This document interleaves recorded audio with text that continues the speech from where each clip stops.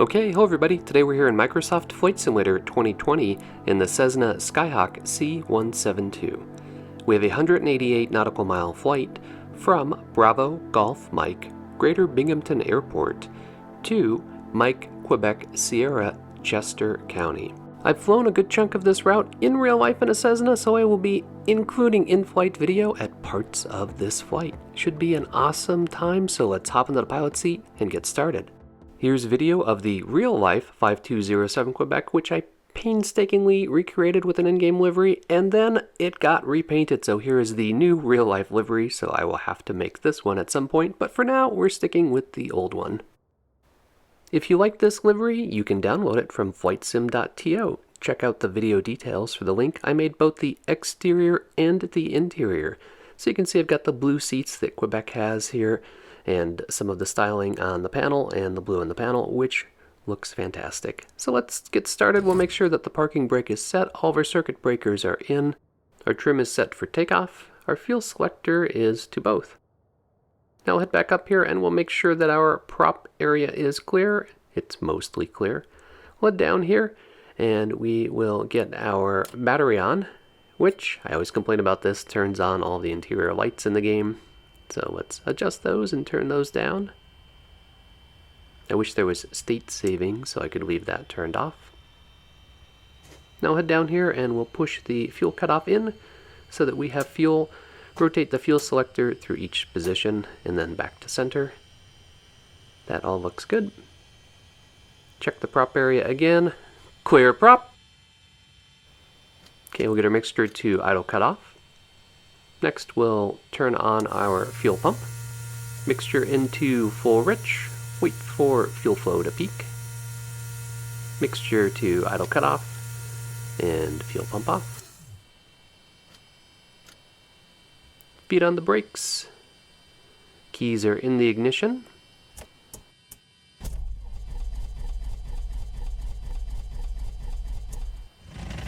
And didn't start. That was a very real-life experience. It's not always easy to start up a Cessna, so let's push the mixture in a little bit here because the game's a little quirky about it being at idle cutoff, and we'll give it another shot. Alright, that's a good start. We'll bring in the mixture to full rich, bring up the throttle to 1000 RPMs, and we'll verify that we have oil pressure over here on the oil pressure gauge. That all looks good. Next, we'll head back down here and get the alternator on. We'll make sure that the alternator indicator is off. And then we can head down over here and lean the mixture for ground operations. Now that everything's stable, I can turn on bus 1 and bus 2 for the avionics. It's the two white switches right here. And the two Garmin's are going to boot up now. While they're booting up, I'll get the transponder to standby. We'll be squawking VFR 1200 for this flight. This is the point where we'd bring up the flaps because we would have brought them down for the walk-around, the pre-flight walk-around, but they're already up. And we'll check that they're up. That looks good.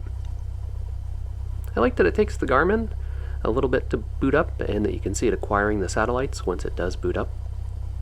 Now in real life, there's a calibration routine that you have to do or verify once the Garmin boots up, so you hit OK, and it'll have half up, half left, no flags on both of them. That's looking at the course deviation indicators. Now that's not actually modeled in the game, they don't actually move. You can, however, adjust the OBS on both of them and see that it registers, which we did, so that looks good. I'll hit OK, and now it's going to take it a few seconds to acquire all of its satellites. While we're getting our frequencies dialed in, I'll take you through the flight brief. So we are departing from Binghamton, which is a Class Delta. I flew to it just after sunset as part of my 100 nautical mile cross-country night flight. Here's me landed at First Air, which is the exact parking space that we're at currently in the game, and this is what Binghamton looked like from the air at night, which was awesome. Next, I'll open up ForeFlight and show you the flight route. So it's a straight line, very easy flight plan. We're departing from Binghamton, which is a Class Delta. It's underneath a Tersa, which is what those gray circles are. It's sort of a Class Charlie Light, which is optional ATC participation. We're going to head south, and the first big landmark will be the Susquehanna River. We've got a nice visual reporting point, which is Tunkhannock Skyhaven 76N. So we'll be looking for that. Then we're going to start moving towards some congested areas. First we'll overfly Dallas, then we'll overfly Wyoming Valley. That's where my home field is, Wyoming Valley, KWBW. Once again we'll cross the Susquehanna River, and then we've got some open countryside with Interstate 81 as a nice visual reference that'll be paralleling our flight path. We've got Hazleton as a good visual reporting point and an alternate for this flight.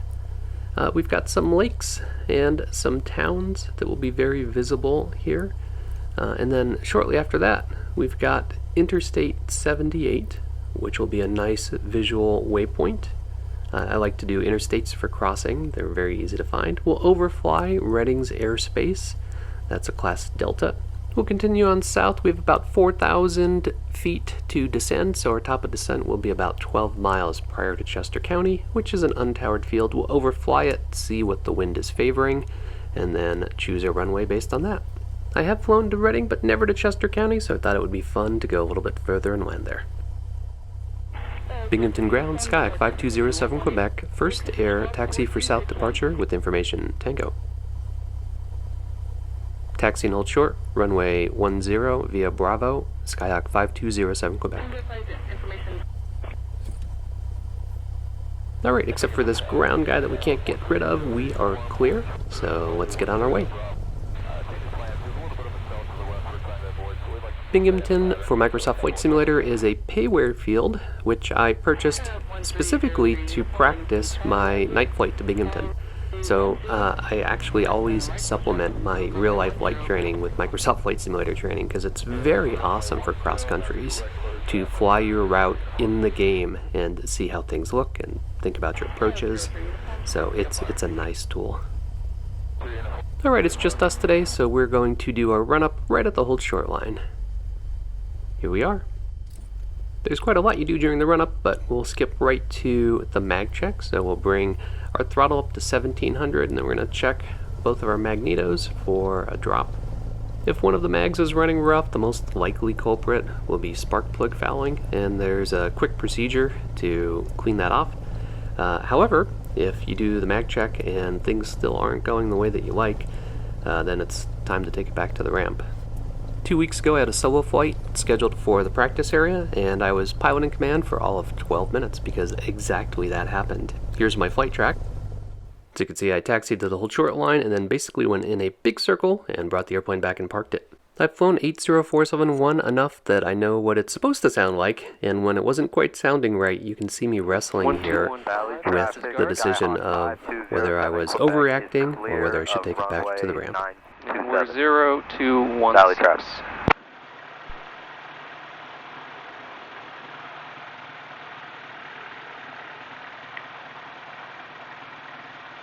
I don't know.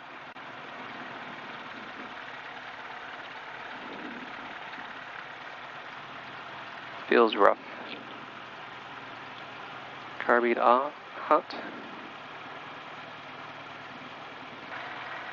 Alright. If you think you shouldn't, you shouldn't. Valley traffic, I'm going to bring 471 back to the ramp. The engine feels rough to me. I'll back taxi on 7 and taxi on the grass because I got Quebec behind me. I'm glad I made that call. Even though the school couldn't find anything wrong with the airplane, we guessed maybe I could have had some carb ice, and it's never the wrong decision to take it back to the ramp if you feel something doesn't sound right. Alright, next we'll head over to our transponder. We'll put it into alt reporting mode. Head down here and turn on our landing light, turn off our taxi light, and turn on the strobes. Mixtures to full rich, everything looks good. Binghamton Tower, Skyhawk 5207 Quebec, holding short, runway 11. Cleared for departure, runway 11, Skyhawk 5207 Quebec. Okay, in the background we've got liveatc.net playing the actual ATC for Binghamton.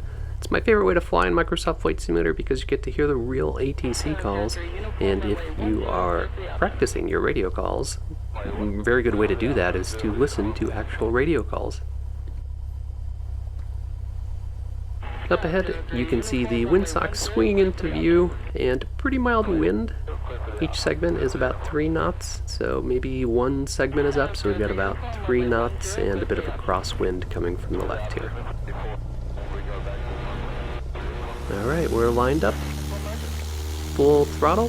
RPM looks good, oil pressure looks good, oil temp looks good. Coming up on 40, coming up on 50, 55, and rotate. Alright, that was a nice smooth takeoff. I've got some right rudder in here to keep me on center line, and I'm pitching for VY. I do like flying the Cessna Skyhawk. It flies, I think, a lot like the real Skyhawk. So if you've been following this channel, you know that my next step for real-world flying was my FAA written test, which I took last Friday, and I got a 97%, so I might have overstudied a bit for it, but it's nice to have that behind me. I need 0.9 hours of solo time left. Unfortunately, we're in a little bit of a holding pattern here because I live in the Northeast and the apocalypse descended upon us with the Canadian wildfires, so it's not been pretty here lately, but the air is starting to clear, and hopefully my flight lessons will resume. Right now the weather isn't great, in addition to the air quality problems, so we'll see. It's a trickle 0.9 hours. Once I get those, it's just flying with my instructor until he feels that I'm good enough for my check ride, and then it's check ride time. I will say, anytime you're guessing how long it will take you to get to the next phase of flight training, multiply that number by about 3, because that's how many things get to vote on whether or not you get a lesson, and those include the weather and your instructor schedule and your own personal schedule. So it's always a much slower path than you think. Okay, we are just approaching Binghamton now, so shortly we'll turn on the autopilot here to help us out, and we can sit back and enjoy that awesome flight simulator scenery.